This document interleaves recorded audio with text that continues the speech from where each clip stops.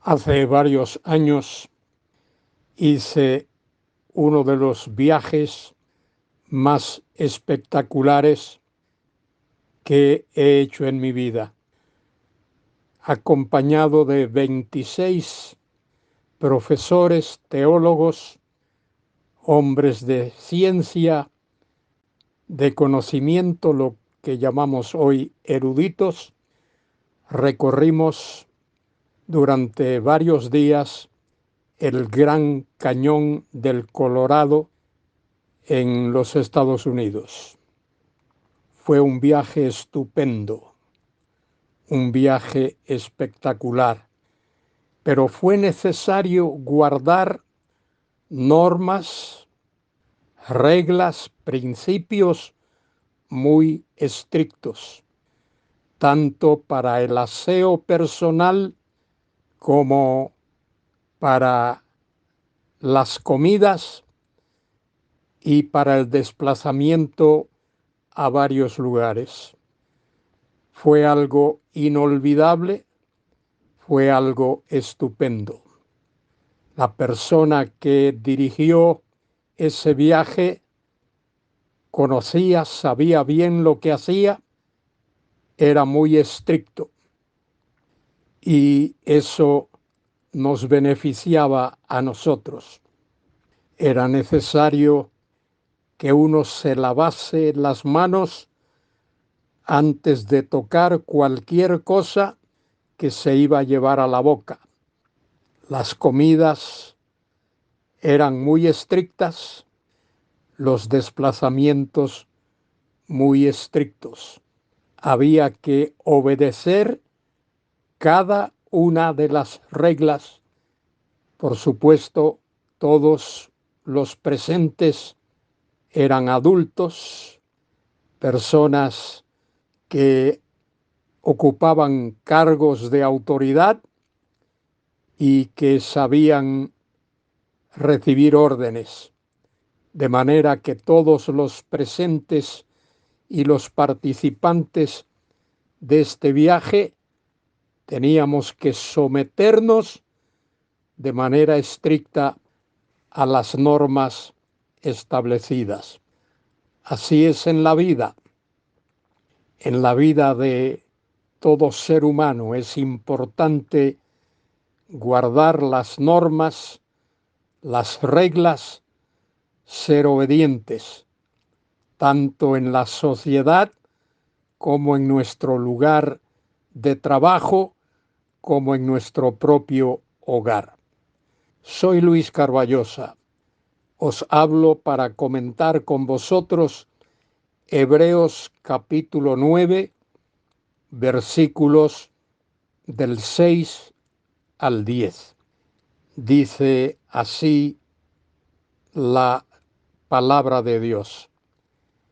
Y así dispuestas estas cosas ahí se refiere a todo lo que tenía que ver con el tabernáculo, con el lugar santísimo, con el culto, con el uso de los diferentes instrumentos, toda la parafernalia, todo lo que se hacía. Y dice el versículo 6, y así dispuestas estas cosas en la primera parte del tabernáculo. El tabernáculo tenía una primera parte donde los sacerdotes podían entrar, pero había una parte especial donde solo el sumo sacerdote podía entrar. Ese lugar especial era el lugar santísimo. Leo de nuevo el versículo 6. Y así dispuestas estas cosas en la primera parte del tabernáculo, en el lugar santo, entran los sacerdotes continuamente para cumplir los oficios del culto. Ahora observe, versículo 7, preste atención. Pero en la segunda parte, ese es el lugar santísimo. Solo el sumo sacerdote una vez al año, en realidad una vez al año, el sumo sacerdote entraba 2 veces en el lugar santísimo. Entraba la primera vez para ofrecer sacrificios por sí mismo y luego entraba la segunda vez para ofrecer sacrificios por el pueblo. Era una vez al año, solo ese día. Lo hacía 2 veces, como he dicho, una para ofrecer por sí mismo y otra por los pecados del pueblo. Ahora es importante observar que dice, no sin sangre.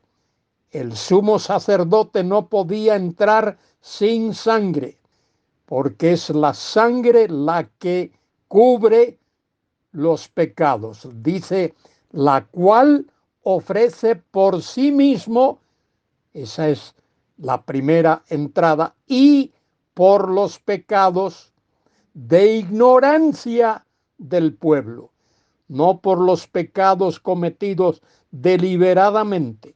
Por esos pecados no se podía ofrecer nada, pero por los pecados de ignorancia sí. Versículo 8. Dando el Espíritu Santo a entender con esto que aún no se había manifestado el camino al lugar santísimo. Entre tanto que la primera parte del tabernáculo estuviese en pie. Era necesario que la primera parte del tabernáculo no estuviese en pie. Dice versículo 9, lo cual es símbolo para el tiempo presente, según el cual se presentan ofrendas y sacrificios que no pueden hacer perfecto en cuanto a la conciencia al que practica ese culto. Y el versículo 10, que culmina este comentario, dice, ya que consiste solo de comidas y bebidas de diversas abluciones y ordenanzas acerca de la carne, impuestas hasta, observe bien ese adverbio de tiempo, hasta el tiempo de reformar las cosas. El tiempo de reformar las cosas tiene que ver con la venida del Señor Jesucristo, cuando Él vino a ofrecerse por el pecado del mundo y particularmente y muy especialmente por el pecado de aquellos que Dios ha escogido para salvación. Querido escuchante, alza tus ojos al cielo y da gracias a Dios por ese gran sumo sacerdote que tenemos en la presencia de Dios. Ese gran sumo sacerdote es nuestro Señor Jesucristo, que ofreció por el Espíritu Santo no cosas distintas, no cosas ajenas, no cosas que no santifican, pero se ofreció a sí mismo por el pecado de los hijos de Dios, por los pecados de cada creyente, de cada persona que pone su fe en Jesucristo. Añade el versículo 10, ya que consiste solo de comidas y bebidas de diversas abluciones, eso tiene que ver con lo que se ofrecía en el antiguo pacto, en el pacto llamado mosaico, es decir, que tenía que ver con la ley de Moisés y ordenanzas acerca de la carne impuestas hasta el tiempo de reformar todas las cosas. Ese tiempo tiene que ver con la venida de Cristo, que vino para ofrecerse a sí mismo por el pecado de cada uno de aquellos que Dios ha escogido para salvación. Querido escuchante, querido hermano, querida hermana, alza tus ojos al cielo y da gracias a Dios que el Señor Jesucristo presentó un perfecto sacrificio, el sacrificio de sí mismo por tus pecados.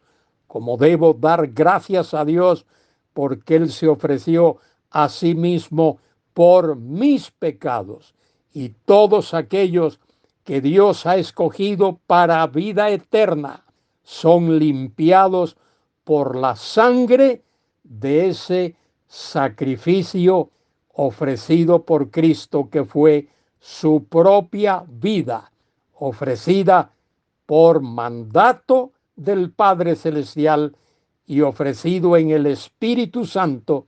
Él se ofreció a sí mismo, de manera que el único Dios vivo y verdadero, Padre, Hijo y Espíritu Santo, están implicados en ese solo, único y perfecto y eterno sacrificio.